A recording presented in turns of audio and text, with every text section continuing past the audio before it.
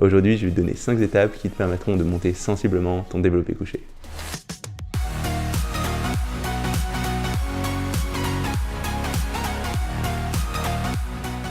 Salut, ici Nico et aujourd'hui on va parler du développé couché et plus précisément de comment je suis arrivé à 140 kg sans jamais vraiment faire de format force.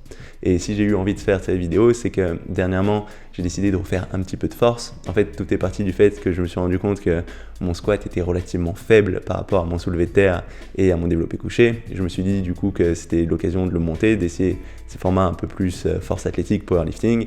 Et quand j'ai commencé à faire ça, ça m'a pas mal plu sur ce squat. D'ailleurs, j'ai fait une vidéo autour de tout ça. N'hésite pas à aller y jeter un petit coup d'œil.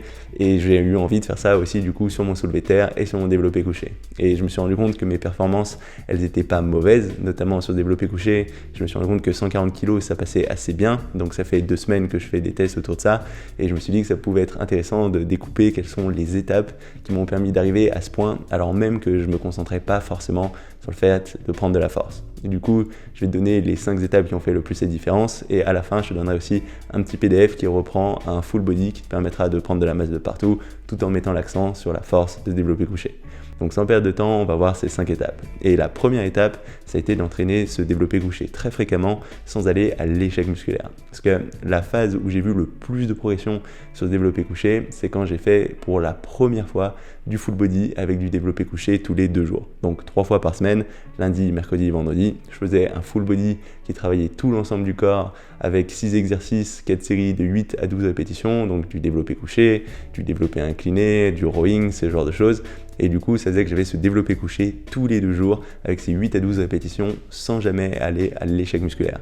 Et ça me permettait de progresser sur les charges de séance en séance. Je rajoutais à chaque fois un petit peu de poids et le fait de jamais aller à l'échec, ça m'a permis de continuer à progresser sans avoir de problème de récupération. Et même si je n'utilisais pas des formats particulièrement lourds, ni des formats particulièrement en force, parce que 8-12 répétitions, c'est vraiment très hypertrophie, et j'ai quand même beaucoup progressé sur la force pure. Parce qu'au bout de quelques mois, quand j'ai décidé de tester mon max au développé couché pour voir où j'en étais, j'ai fait un max à 120 kg sans trop de problème, alors que j'étais encore plutôt débutant à ce moment-là. Et j'ai vraiment tendance à attribuer ça au fait d'avoir eu cette forte fréquence sans aller à l'échec. Et ce point de ne pas aller à l'échec, il est vraiment très important, parce que je vois beaucoup de pratiquants qui font développé couché souvent, mais qui vont systématiquement jusqu'à cet échec, qui vont utiliser des rest pause, qui vont avoir quelqu'un qui va les aider à se pousser au-delà de ce qu'ils pourraient faire par eux-mêmes. Et le problème de ça, c'est que oui, tu mettras un peu plus lourd, tu feras un peu plus de répétitions sur la séance en question, mais derrière, ton corps, il n'arrivera pas à bien récupérer et tu n'auras pas assez de jus sur ta séance suivante pour réussir à remettre relativement lourd,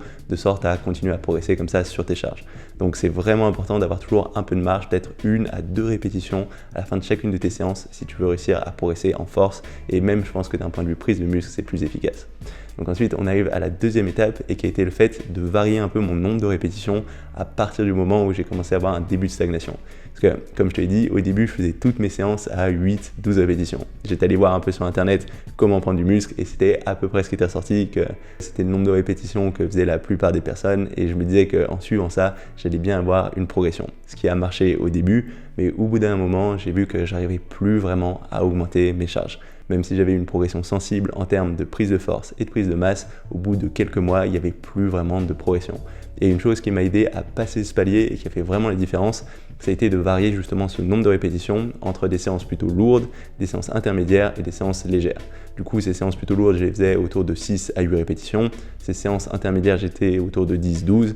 Et les séances légères, j'étais autour de 12-15, voire 20 répétitions. Et en fait, ça, ce que ça a permis, c'est 2 choses. Déjà, le fait d'avoir des formats plus lourds autour de 6-8 répétitions, ça m'a permis de travailler plus sur de la force et de relancer ma progression.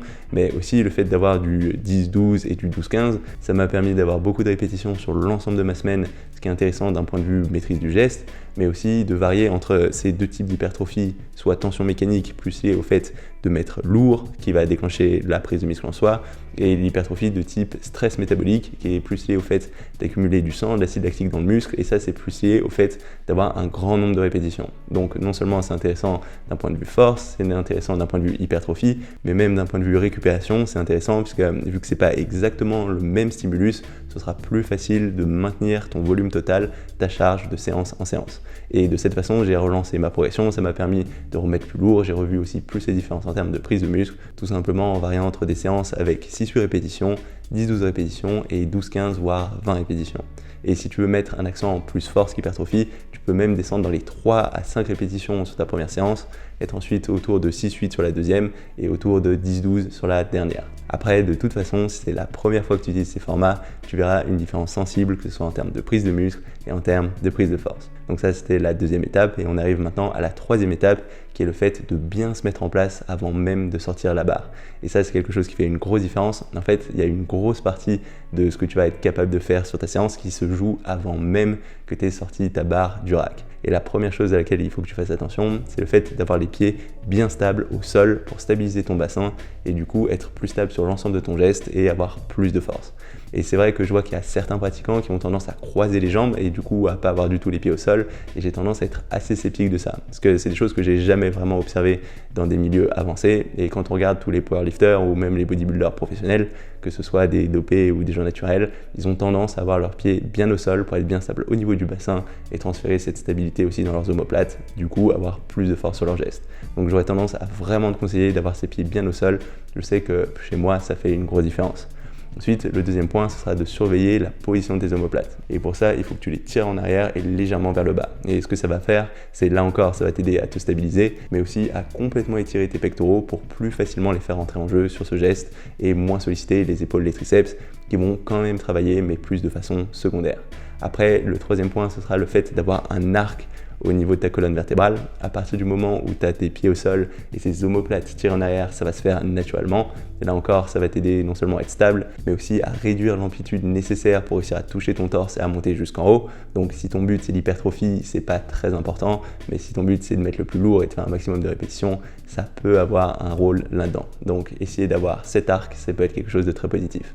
Et enfin, le quatrième point, ce sera le fait d'avoir le bon écartement des mains. Alors, par défaut, pour la plupart des morphologies, plus tu auras les mains écartées et plus tu auras tendance à recruter tes pectoraux, et plus tu auras les mains proches, plus tu auras tendance à recruter tes triceps. Après, ça c'est des règles générales, donc toutes les morphos elles seront un peu différentes, et je te conseille vraiment d'essayer de faire des tests avec différents écartements pour voir là où tu arrives à sentir bien tes pectoraux, là où tu arrives à avoir le plus de force en fonction de ton objectif. Je sais que moi, quelque chose qui m'a permis de vraiment progresser en termes de force, ça a été le fait d'avoir un écartement des mains un petit peu plus resserré que ce que j'avais par défaut, et je me rends compte que de cette manière, j'ai beaucoup plus de force que quand j'essaye d'avoir une prise très large.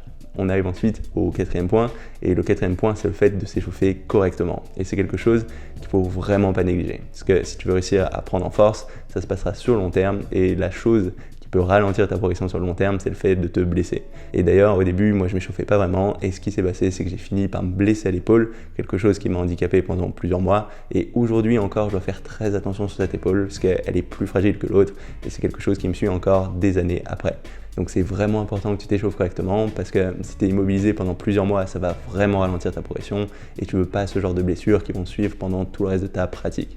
Et pour faire ça, cet échauffement, je vais le faire en général en 2 phases, avec un échauffement des articulations et des muscles qui vont entrer en jeu, et ensuite un échauffement spécifique où je vais faire en fait ce geste du développé couché avec des poids de plus en plus lourds, mais en commençant toujours très léger. Donc au niveau de échauffer les articulations et les muscles, je vais faire très attention à bien échauffer tout ce qui est coavirotateur au niveau de l'articulation de l'épaule. Donc pour faire ça, je vais faire des grandes rotations de bras dans un sens, une vingtaine, puis dans l'autre sens, puis des petites rotations de bras. Et au minimum ensuite, je vais passer à la poulie, la mettre à la hauteur de mon bassin et faire des rotations d'extérieur vers l'intérieur pour finir de chauffer toute cette zone.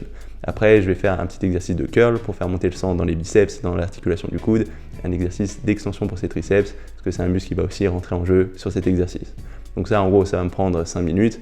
Et derrière, ensuite, quand je vais me mettre au développé couché, je vais systématiquement commencer avec une barre à vide. Et ensuite, je vais monter petit à petit ma charge en rajoutant à chaque fois 10 kg de chaque côté, c'est-à-dire en progressant de 20 en 20. Donc en général, je vais commencer à 20 kg, faire 15 répétitions, prendre 30 secondes de repos, passer à 40 kg, faire 8 à 10 répétitions, passer à 60 kg, refaire 8 à 10 répétitions, à 80 kg où je vais faire 4-6 répétitions, ensuite à 100 kg où là je ferai peut-être que 2 ou 3 répétitions, ensuite 120 kg où je ferai 1-2 répétitions, et là seulement je ferai 130-140 kg mes séries de travail quand je suis sur ces formats plus force. Donc c'est important d'être progressif, et si ton max est moins élevé, n'hésite pas à progresser de 10 kg en 10 kg avec des disques de 5 kg de chaque côté. Donc tu peux commencer barre vide à 20 kg, puis passer à 30 kg, 40 kg, et ainsi de suite, avec à chaque fois 1 à 15 répétitions, avec sur les séries les plus légères, plus de répétitions, et au fur et à mesure que tu te rapproches de ta charge de travail, tu réduis le nombre de répétitions parce que tu ne veux pas non plus te fatiguer. Mais c'est important d'être progressif et tu verras, de cette façon, tu arriveras à bien remettre en place ta technique, à bien chauffer tout l'ensemble des muscles qui vont entrer en jeu et tes performances, elles seront bien meilleures, en plus de limiter les risques de blessures qui peuvent vraiment ralentir ta progression sur le moyen long terme. On arrive enfin à la 5e étape qui m'a permis de monter ce développé couché, et ça a été le fait de travailler tous les muscles qui rentrent en jeu dans ce geste. Et certes, ça veut dire travailler les pectoraux, pas juste avec des développés couchés, en rajoutant par exemple des développés inclinés, que ce soit aux haltères, à la machine ou encore des écartés, mais ça veut dire aussi travailler les épaules et les triceps qui vont rentrer de façon secondaire mais assez fortement dans ce développé couché, et en plus travailler tout ce qui est dorsaux et biceps qui vont t'aider à stabiliser en fait ton geste sur cet exercice. Et c'est quelque chose qu'il ne faut vraiment pas négliger. D'ailleurs, quand tu regardes les powerlifters de haut niveau, en général, c'est des gens qui sont très complets, qui sont musclés de partout. Par exemple, en ce moment, il y a Larry Wheels qui est très fort, un des meilleurs dans sa catégorie de poids et qui fait pas mal de bruit sur les réseaux sociaux, qui est non seulement très fort, mais aussi très complet, qui va avoir développé tous ces groupes musculaires qui vont entrer en jeu d'une façon ou d'une autre dans les gestes qu'il va travailler, donc se développer couché, mais aussi dans son cas le squat et le soulevé de terre. Donc ce sera non seulement important que tu développes tes pectoraux, mais aussi tes triceps, tes épaules, tes dorsaux et tes biceps pour réussir à être fort sur ce développé couché. Donc par exemple, je sais que pour tout ce qui va être triceps, j'aime bien aussi faire du développé couché en prise serrée, donc avec un écartement des mains de la largeur des épaules, ou encore des choses comme des extensions à la poulie relativement lourdes. Ce sera de très bons exercices accessoires. Je peux aussi faire sur les épaules tout ce qui est des gestes de presse, donc que ce soit la machine ou la version que je préfère debout aux haltères, qui a vraiment tendance à mettre pas mal de contraintes sur les faisceaux avant et latéraux de l'épaule. Après, pour tout ce qui va être dorsaux, ça va être important de muscler à la fois les trapèzes mais aussi ton grand dorsal, qui vont aider largement à stabiliser ce geste. Donc ça, tu peux le faire assez facilement avec tout ce qui est rowing, que ce soit des rowing en pronation ou des rowing en prise supination, ou encore mon préféré, le rowing à la machine à une main, qui va te permettre d'avoir ce coude près des hanches et de vraiment venir isoler ce grand dorsal qui n'est pas forcément évident à bien recruter.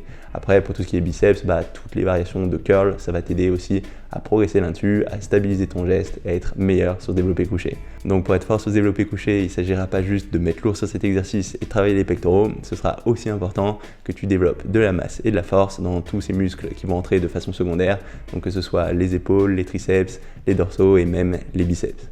Donc voilà, ça va être tout pour ces 5 étapes qui m'ont permis de monter ce développé couché à 140 kg sans vraiment faire de la force, surtout en me concentrant sur des formats hypertrophie.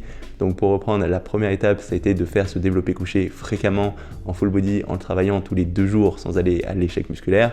Ensuite, la deuxième étape, c'est quand j'ai commencé à stagner, de varier un peu mon format de répétition avec des séances plutôt lourdes autour de 4, 5, 6, 8 répétitions, des séances intermédiaires autour de 10-12 répétitions et des séances plus légères autour de 12, 15, voire 20 répétitions, mais pas tellement plus parce que ces pectoraux, c'est quand même des muscles explosifs. La troisième étape, ça a été de revoir ma mise en place avec notamment le fait d'avoir les pieds bien stables au sol, de tirer mes omoplates en arrière, d'avoir un arc au niveau de mon dos et d'avoir le bon écartement des mains, donc pas trop large ni trop serré, en faisant des tests pour trouver ce qui était naturel pour ma morpho.